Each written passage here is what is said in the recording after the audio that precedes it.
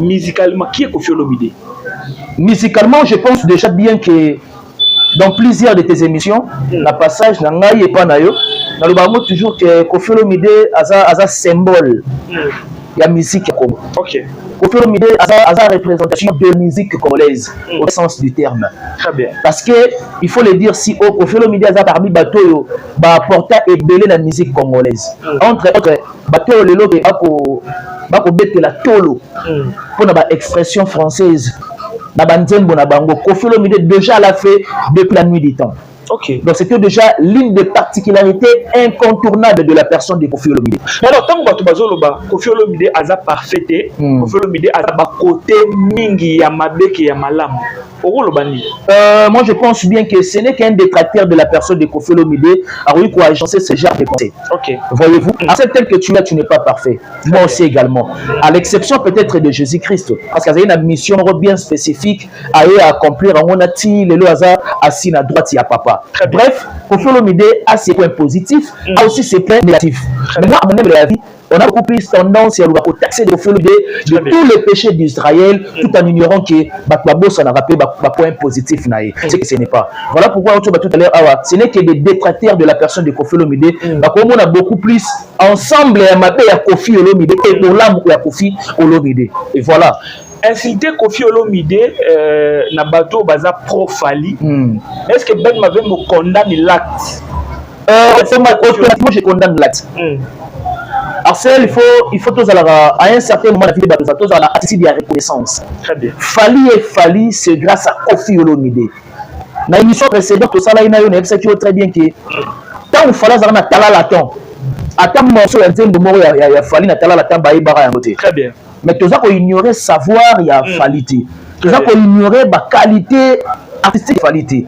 Mais c'est bon, Fali a une seule option de pouvoir, il y a quoi instruire. Warrior naye na communicateur naye, il faut un maximum de respect à la personne de Koffi Olomide. Pourquoi? Parce que Koffi Olomide a fabriqué toutes les poids à la Oyazalelo. Très bien. Moi j'estime bien qu'il fallait avoir une option où on a attitude de reconnaissance parce que tant que Koffi a fallu au fallait au sala les honneurs il y a Koffi. Très bien. Et Koffi Oyazalelo, il faut fallu après ça Kalunya akitaka mutu. Les gens se posent des questions. Conflit, il y a Fali na Koffi Olomide. Mais est-ce que ils ont un bateau entouré, il y a Fali nde bako tia Fali na d'une part ils ont appelé bango. Bureau parfait Zalarata.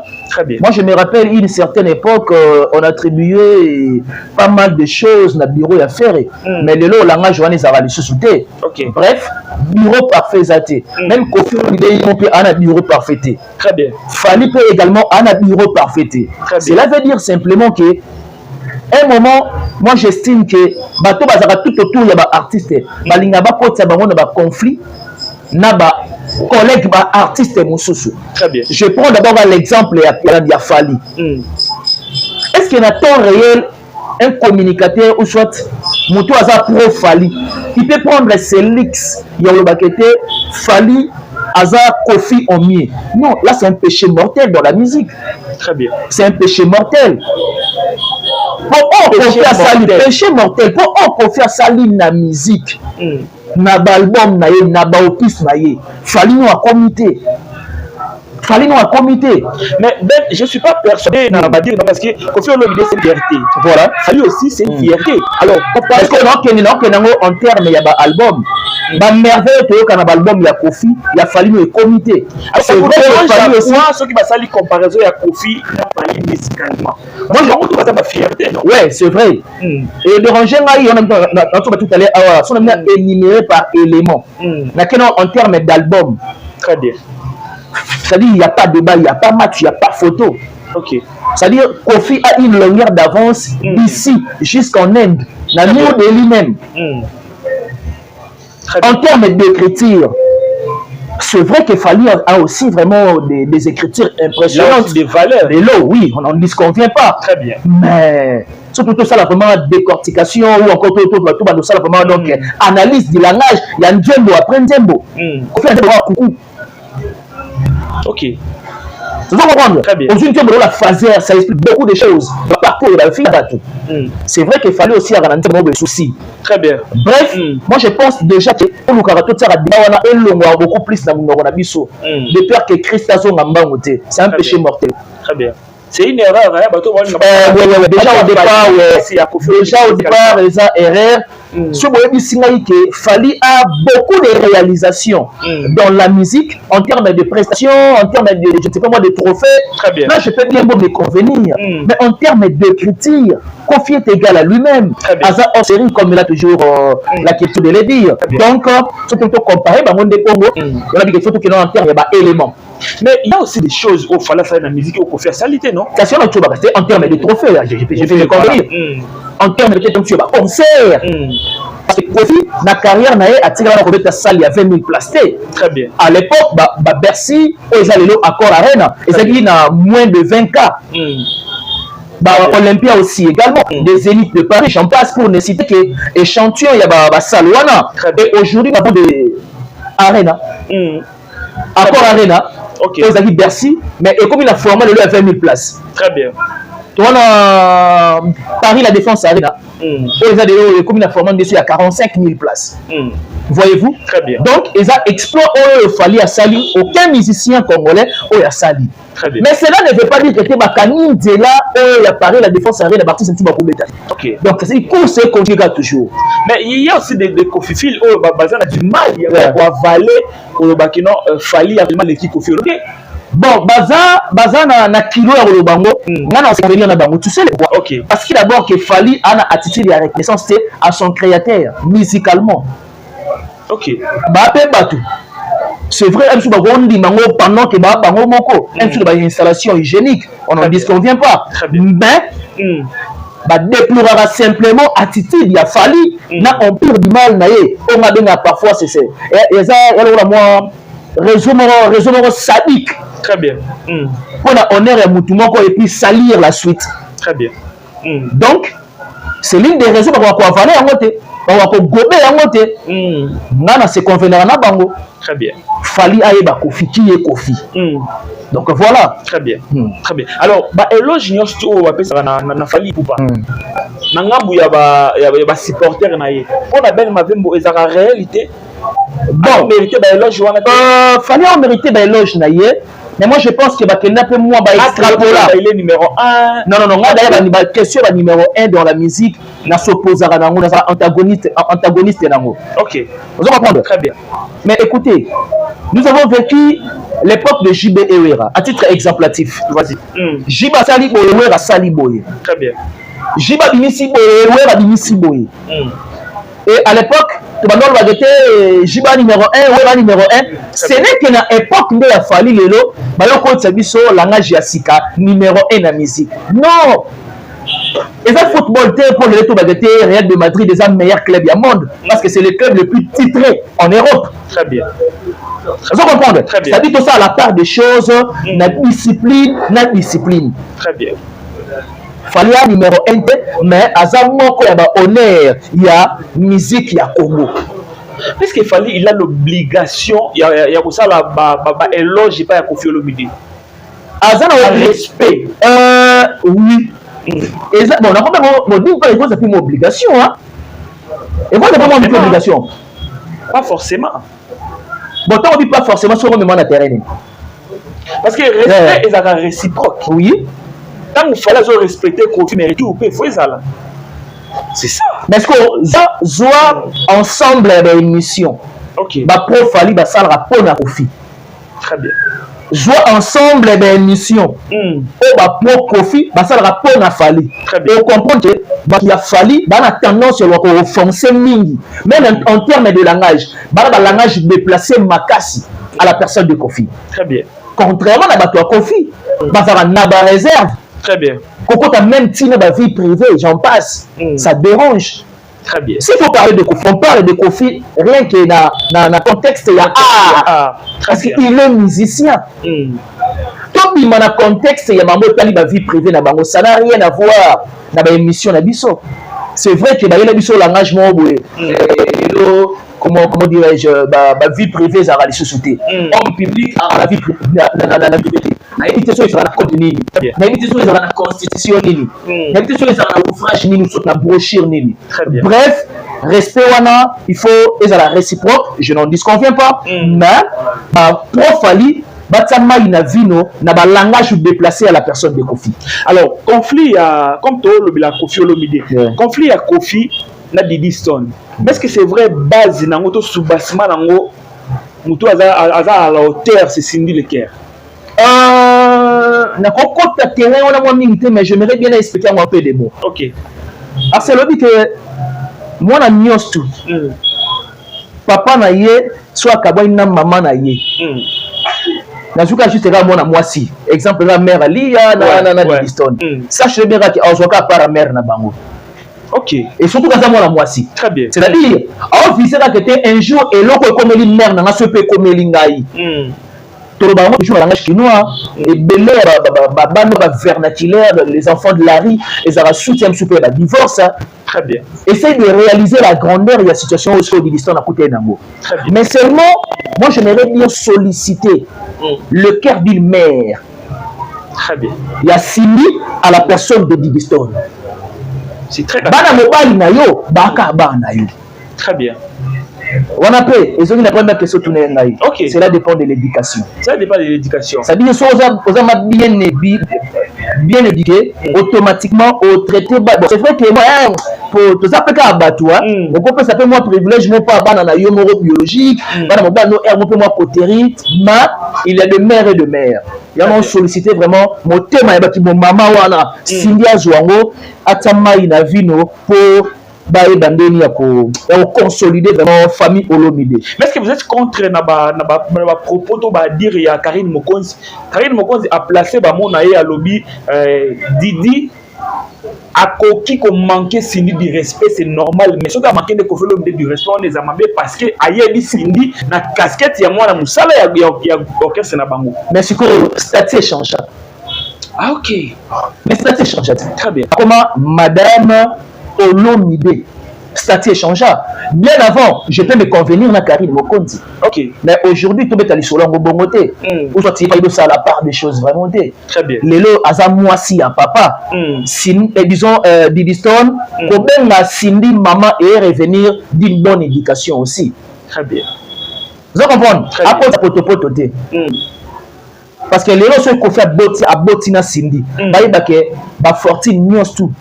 Ya Kofi. Très bien. Ba okabolango naba na mère Alia, naba na Cindy. Très bien. Et il se passait ainsi. Mais rivalité il y a Didi na Cindy. Nani fois 6 ans. C'est Kofi Olomide. La seule personne c'est Kofi Olomide. Moi j'estime que Kofi Olomide n'a qu'à parler sérieusement avec Cindy Leker pour assurer sa disons situation. C'est la personne la mieux placée. Très bien. C'est vrai que parfois, à mais du moins, ça en bon terme. Très bien. Parce que tu dis que Diddy Stone a un résident, il y a beaucoup plus de Libanda, vivre faire naïpe, ainsi de suite. Donc, Kofi a une option moko pour réconcilier Cindy Leker et puis Nana Diddy Stone. Mais le temps que je mais à se laisser faire un caprice à Cindy Leker. Parce que Diddy Stone, c'est son sang. Et Cindy peut comprendre que Diddy Stone, c'est le sang de Kofi. Si on continue à Kofi, sans Diddy Stone, très bien. Et c'est une question, il y a ça la part des choses. La situation où Kofi Olomide peut-être à traverser. C'est vrai que c'est choquant. C'est choquant aussi. Parce que c'est la vie d'une famille. Ils ont vie à famille, ils ont vie ok, tu as dit que les parents de Tobé étaient non. Ils ont vie à famille. Très bien. Alors, nous allons parler de l'hippodrome de 27 au quotidien dans l'émission. Mais pour nous, on a division, on a passé à une unification. Mais voilà pourquoi c'est la seule personne qui a réconcilié Bango. Pour faire la seule personne qui a réconcilié Cindy, paramètre le pour et le contre. À son saboteur la famille. Très bien. Très bien. Voilà. Merci beaucoup, Madame. Tali reprise à Bandé pour Kofi Olomide.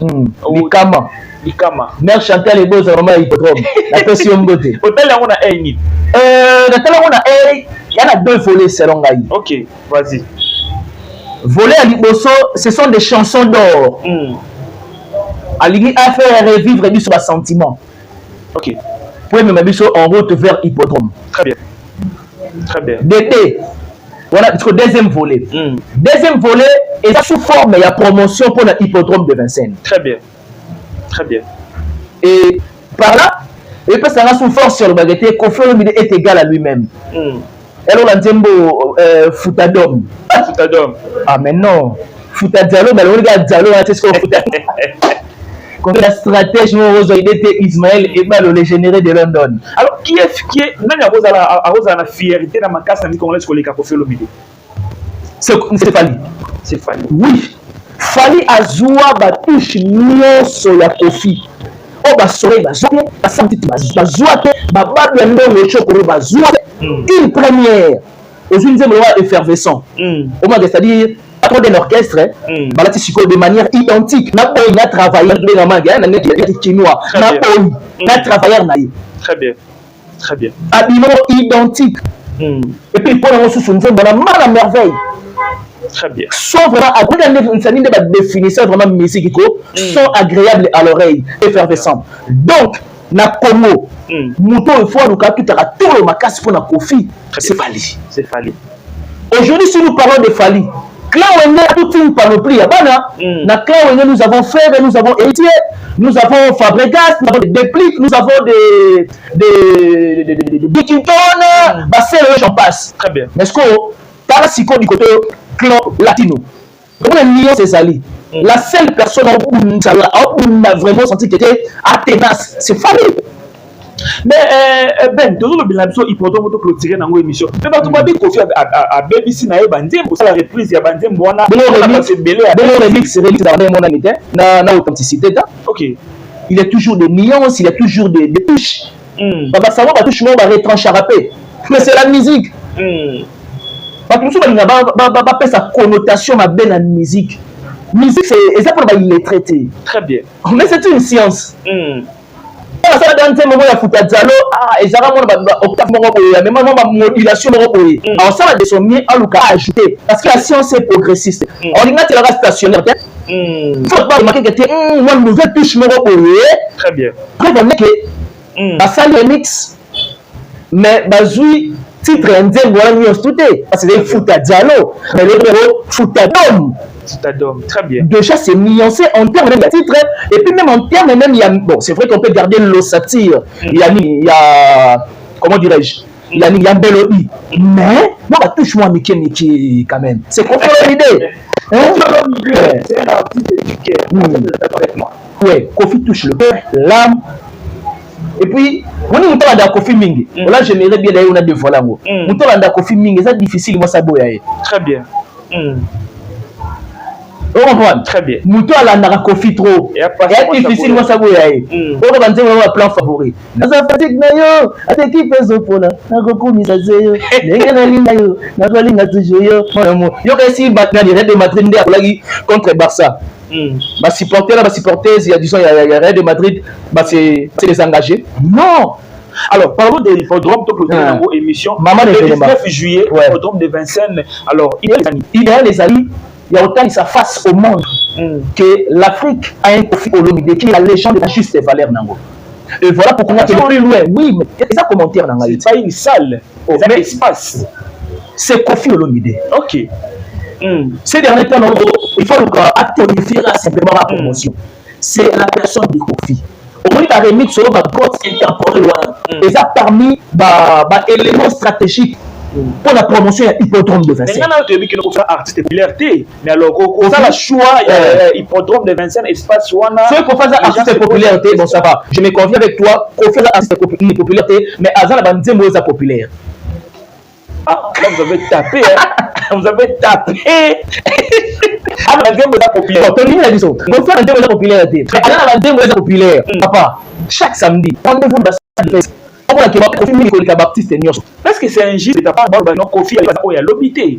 Par contre, Kofi a bâti sur moi deuxième écriture. Ok. Et ça n'est pas qu'un moment promotion, machin, Kala, mon village aussi. Moi, je souhaiterais que Kofi ait l'année à coach. Très bien. À bâtir sur une écriture, et bon, ça la référence, il y a pas. Mais toi, tu vas dire,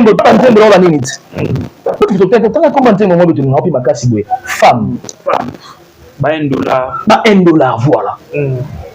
maman na ba chant est-ce que batu ba la attentionner est-ce que batu ba consommer yango très bien bantu ba boutique très bien je comprends mais nous sommes d'accord on a pas dit non mais Kofi il a bougé l'Afrique mais dans le passé mais écoutez donc la Kofi elle est passée mais écoutez mais l'effet au remixé est temporel ça te dit absolument rien parce que l'ingé la qui ça qui est passé dans les acquis mieux qui est présent tout le bas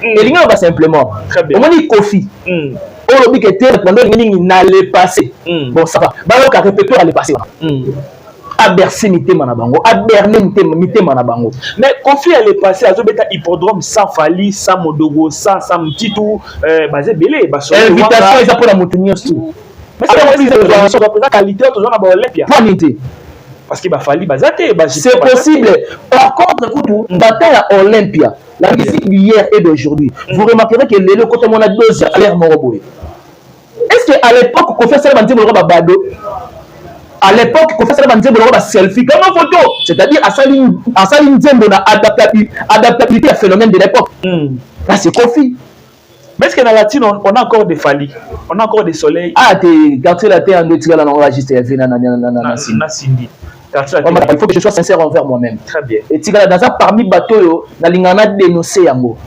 Et je comprends que Kofi Azoka moi mingi l'équipe chant pour yango on a un moment donné nga souko sa privilège et opportunité na ba mission mususu. Très bien. Ma c'est une grande école de chant quartier latin international. Très bien. Et bon mon a hippodrome de Vincennes. Mais il est riche musicalement. Alors likambo ya sélection ya banzembo.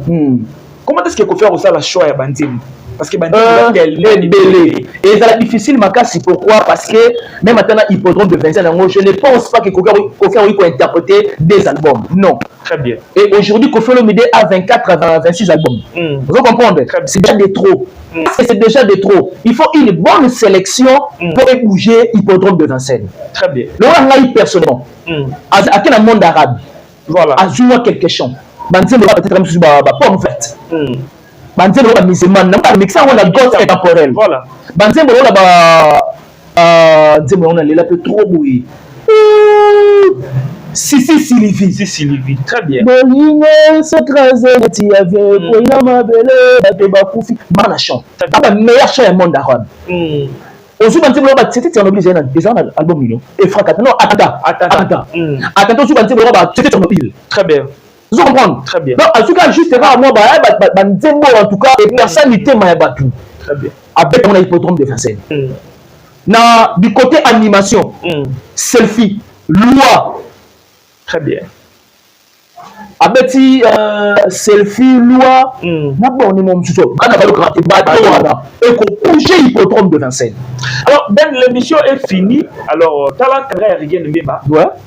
Comment tu peux comprendre que il a pris l'âge, plus de 30 ans de carrière, mais il a maintenu succès dans la voix. Tu définis comment?